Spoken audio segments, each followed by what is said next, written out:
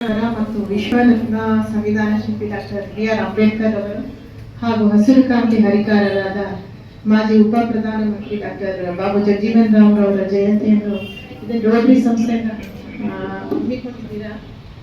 ನಾನು ಏನಂತ ಹೇಳಬೇಕು ಅಂತ ಹೇಳಿದ್ರೆ, ಇದು ಮೂರನ್ನು ಕ್ಲಬ್ ಮಾಡಿ ಅಂದ್ರೆ ಮೂರನ್ನು ಮಹಾ ಮಾನವತಾವಾದಿಗಳು ಅನ್ನೋದ್ರಲ್ಲಿ ಅವರು ಮೂರು ಜನಕ್ಕೂ equally what respect will give ಅಂತ ಹೇಳಿದ್ರೆ, ನಾವು ಅವ್ರ ಗತಿಸಿ ಹೋಗಿ ಇಷ್ಟು ವರ್ಷ ಆದ್ರೂ ನಾವು ಅವ್ರನ್ನೆಲ್ಲ ನೆನೆಸ್ಕೊಳ್ತೀವಿ ಅಂತ ಹೇಳಿದ್ರೆ ಅವರ ಒಂದು ಏನು ಮೌಲ್ಯ ಇರ್ಬೋದು, ನಾವು ನಮ್ಮ ಜೀವನದಲ್ಲಿ ಪ್ರತಿನಿತ್ಯನೂ ಅಳವಡಿಸ್ಕೊಳ್ಬೇಕಾಗಿದ್ದು ಬಹಳಷ್ಟಿದೆ.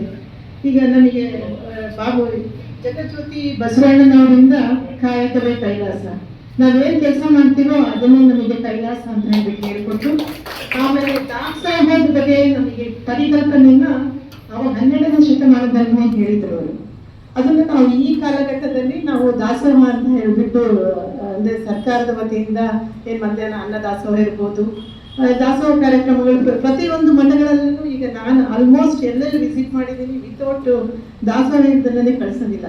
ಅಂದ್ರೆ ಅದು 12ನೇ ಶತಮಾನದಲ್ಲಿ ಹಸಿವು ಅನ್ನೋದ್ರ ಬಗ್ಗೆ ಎಷ್ಟು ನೈಜ ಅಂತ ಹೇಳಿದ್ರೆ ತಿಳ್ಕೊಂಡಿದ್ರು ಅನ್ನೋದಕ್ಕೆ ಬಸವಣ್ಣನವರಿಗೆ ನಾವು ಈ ಕಾಲಘಟ್ಟದಲ್ಲಿ ನೆನೆಸ್ಕೊಳ್ತಾ ಇದ್ದೀವಿ.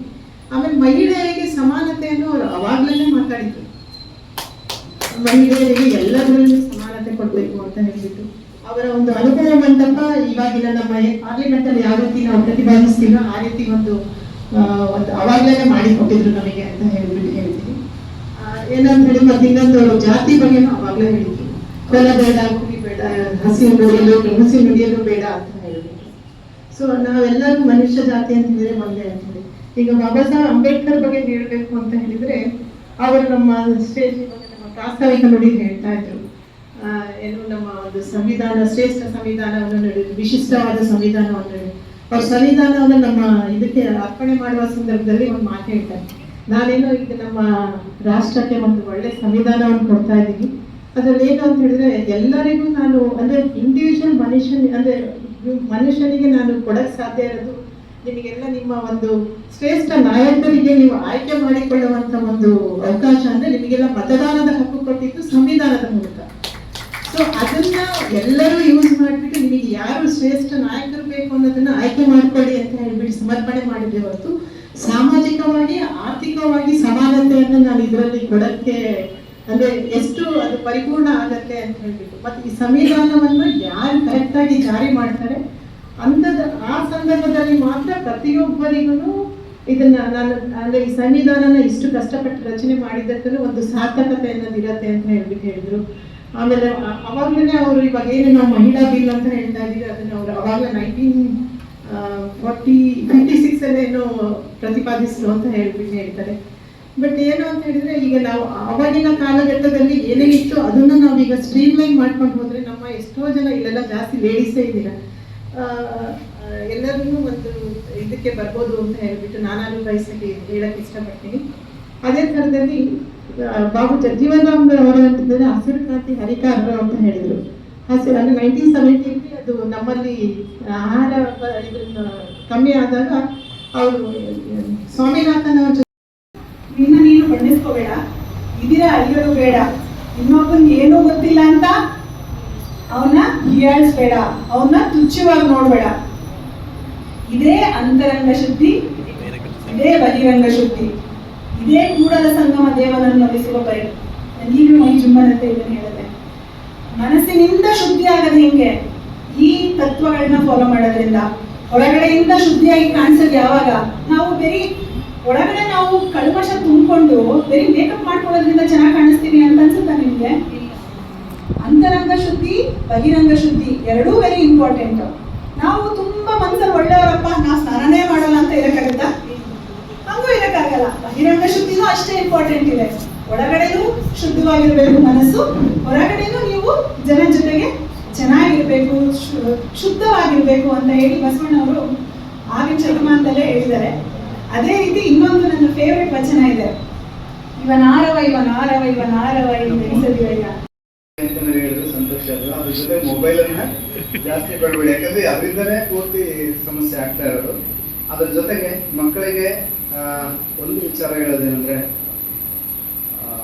ಮಾನವತಾವಾದಿಗಳಿಂದ ನಾವು ಕಲಿಬೇಕಾಗಿದೆ ಏನು ಅಂತ. ಈಗಾಗಲೇ ಪ್ರತಿಭಾ ಪುರಸ್ಕಾರ ಕೊಡ್ತಾ ಇದೀವಿ ಅಂದರೆ ನಿಮ್ಮಲ್ಲಿ ಇರುವ ಪ್ರತಿಭೆಯನ್ನು ಗುರುತಿಸಿದ್ದೀವಿ ಅಥವಾ ನಿಮ್ಮಲ್ಲಿ ಪ್ರತಿಭೆ ಇದೆ ಅನ್ನೋದು ನೀವೇ ಸಾಬೀತುಪಡಿಸಿದ್ದೀರಾ ಅಂತ. ಸೊ ಅವರು ನಾಡನ್ನು ದೇಶವನ್ನು ಕಟ್ಟುವ ಕೆಲಸ ಮಾಡಿದ್ದಾರೆ. ನಾವು ಹೇಗಿರಬೇಕು ಅಂತಂದರೆ ನಾಡನ್ನು ಕಟ್ಟುವಂಥವರಾಗಿರ್ಬೇಕು. ಇವತ್ತು 12ನೇ ಶತಮಾನದವರಾದಂತಹ ಬಸವಣ್ಣವರ ಬಗ್ಗೆ ನಾವು ಮಾತಾಡ್ತೀವಿ.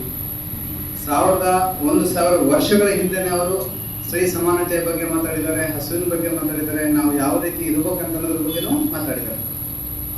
ಇಲ್ಲಿ ಒಂದು ಸಣ್ಣ ಉದಾಹರಣೆ ಹೇಳ್ತೀನಿ ತಮಗೆ. ಈಗ KRS ಅಣೆಕಟ್ಟೆ ಇದೆ ಹೌದಾ, ಅಲ್ಲಿ ಒಂದ್ಸಲ KRS ಅಣೆಕಟ್ಟೆ ಕಟ್ಟಬೇಕಾದ್ರೆ ಒಬ್ಬರು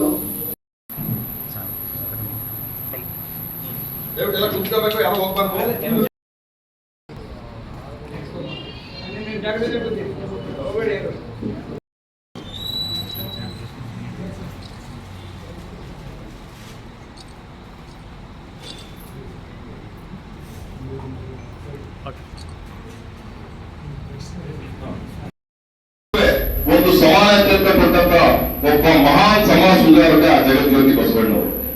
ಇವತ್ತು ತಂತ್ರಜ್ಞಾನ ವಿಜ್ಞಾನ ನಾವೆಲ್ಲ ಇಷ್ಟು ಆರ್ಥಿಕವಾಗಿ ಸಬಲರಾಗಿದ್ದೀವಿ. ಇಂಥ ಒಂದು ಪರಿಸ್ಥಿತಿಗಳಿವೆ, ಈ ಒಂದು ಜಾತಿ ವ್ಯವಸ್ಥೆಯಿಂದ ನಾವು ಹೊರಗಡೆ ಬರೋಕ್ಕೆ ಸಾಧ್ಯ ಆಗ್ತಾ ಇಲ್ಲ. ಆದ್ರೆ ಬಸವಣ್ಣವರು 12ನೇ ಶತಮಾನದಲ್ಲೇ ಎಲ್ಲರನ್ನೂ ಒಗ್ಗೂಡಿಸತಕ್ಕಂಥ ಪ್ರಯತ್ನವನ್ನು ಮಾಡಿದಂತ ಒಬ್ಬ ಅತ್ಯಂತ ಮಹಾನ್ ಮಾನವತಾವಾದಿ ಜಗಜ್ಯೋತಿ ಬಸವಣ್ಣವರು. ಹಾಗಾಗಿ ಅವರು ಇವತ್ತೇ ಅವರು ಜೀವಂತಿಕೆಯಾಗಿ ಇದ್ದಾರೆ. ಹಾಗಾಗಿ ಅಂತ ಒಬ್ಬ ಪುಣ್ಯ ಪುರುಷನ ಒಂದು ಕಾರ್ಯಕ್ರಮವನ್ನು ಇವತ್ತು ನಾವು ಏರ್ಪಾಡು ಮಾಡಿದ್ದೀವಿ. ಜೊತೆಗೆ ಇನ್ನೊಬ್ಬರು ವಿಶ್ವದ ಮಹಾನ್ ಸಾಧಕರು, ವಿಶ್ವರತ್ನ ಸಂವಿಧಾನ ಶಿಲ್ಪಿ ಡಾಕ್ಟರ್ ಬಾಬಾ ಸಾಹೇಬ್ ಅಂಬೇಡ್ಕರ್ ಅವರು. ನಿಜವಾದ ಅಕಸ್ಮಾತ್ ಅಂಬೇಡ್ಕರ್ ಅಂತ ಒಬ್ಬ ಮಹಾನ್ ಸಾಧಕರು ನಮ್ಮ ದೇಶದಲ್ಲಿ ಹುಟ್ಟಿಲ್ಲ ಅಂತಂದ್ರೆ ನಮ್ಗೆ ಪರಿಸ್ಥಿತಿ ಏನಾಗ್ತಿತ್ತು ಅಂತ ನಾವು ಯಾರು ಊಹಿಸ್ಕೊಳ್ಳೋಕ್ಕೂ ಸಾಧ್ಯ ಆಗ್ತಾ ಇಲ್ಲ. ಮನುಷ್ಯರಾಗಿ ಬದುಕಕ್ಕೆ ಸಾಧ್ಯ ಆಗ್ತಾ ಇಲ್ಲ. ಅಂತ ಸ್ಥಿತಿಯಲ್ಲಿ ಬಾಬಾ ಸಾಹೇಬ್ ಅಂಬೇಡ್ಕರ್ ಅವರು ಒಂದು ಸಮಾನತೆಯನ್ನು ಸಾರಿ ವಿಶ್ವದಲ್ಲೇ ಅತ್ಯಂತ ಶ್ರೇಷ್ಠವಾದಂತಹ ಸಂವಿಧಾನವನ್ನು ಕೊಟ್ಟಂತವರು ಡಾಕ್ಟರ್ ಬಾಬಾ ಸಾಹೇಬ್ ಅಂಬೇಡ್ಕರ್ ಅವರು. ಬಹಳಷ್ಟು ಪಾಶ್ಚಿಮಾತ್ಯ ವಿದ್ವಾಂಸಗಳು ಬಹಳಷ್ಟು ಸಾರಿ ಹೇಳಿದ್ದಾರೆ. ಏನಪ್ಪಾ ಅಂತಂದ್ರೆ ಜಪಾನ್ಗೆ ಸಂವಿಧಾನ ಬರೆದು ಸುಲಭ ಅಂತೆ, ಅಮೆರಿಕಕ್ಕೆ ಬರೆಯೋದು ಸುಲಭ, ಯುರೋಪ್ ದೇಶಗಳಿಗೆ ಸಂವಿಧಾನ ಬರೆಯೋದು ಸುಲಭ. ಯಾಕೆ ಅಂತಂದ್ರೆ ಅಲ್ಲೆಲ್ಲ ಒಂದೇ ಜಾತಿ, ಒಂದೇ ಧರ್ಮ, ಒಂದೇ ಭಾಷೆಯಲ್ಲಿ. ಆದ್ರೆ ನಮ್ಮ ಭಾರತದಲ್ಲಿ ವಿವಿಧತೆಯಲ್ಲಿ ಏಕತೆ, 1000 ಜಾತಿ, 10 ಧರ್ಮಗಳನ್ನ ಹೇಳ್ತಾರೆ. ಮತ್ತು ಆಚಾರ ವಿಚಾರ, ಉಡುಗೆ ತೊಡುಗೆ, ಭಾಷೆ ಎಲ್ಲ ಒಗ್ಗೂಡಿಸಿ ಒಂದು ಅದ್ಭುತವಾದಂತಹ ಸಂವಿಧಾನವನ್ನು ಬಾಬಾ ಸಾಹೇಬ್ ಅಂಬೇಡ್ಕರ್ ಬಂದಿದೆ ಅಂತಂದ್ರೆ ಅದಕ್ಕೆ ಅವರು ವಿಶ್ವರತ್ನ ಅಂತ ಇಡೀ ಪ್ರಪಂಚವನ್ನ ಇವತ್ತು ಸಹ ಕೊಂಡೊಯ್ತಾ ಇದೆ. ಯಾಕೆಂತಂದ್ರೆ ಪ್ರಪಂಚದ ಅತ್ಯಂತ ಬಲಿಷ್ಠವಾದ ಒಂದು ಸಂವಿಧಾನ ಇದೆ, ಅದು ಭಾರತೀಯ ಸಂವಿಧಾನ ಮಾತ್ರ. ಹಾಗಾಗಿ ಅಂತ ಒಂದು ಸಂವಿಧಾನವನ್ನ ನೀಡಿದಂತ ಪುಣ್ಯಾತ್ಮ ಡಾಕ್ಟರ್ BR ಅಂಬೇಡ್ಕರ್ ಅವರ ಜಯಂತ್ಯೋತ್ಸವ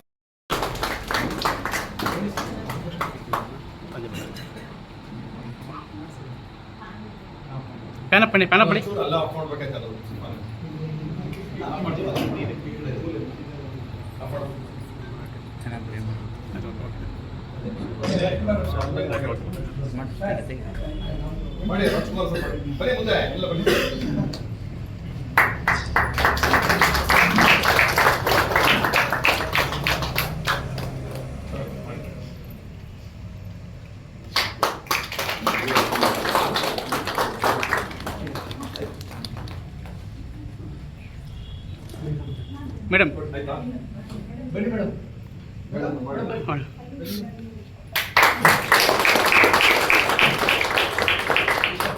ಪುಷ್ಪಾರ್ಚನೆ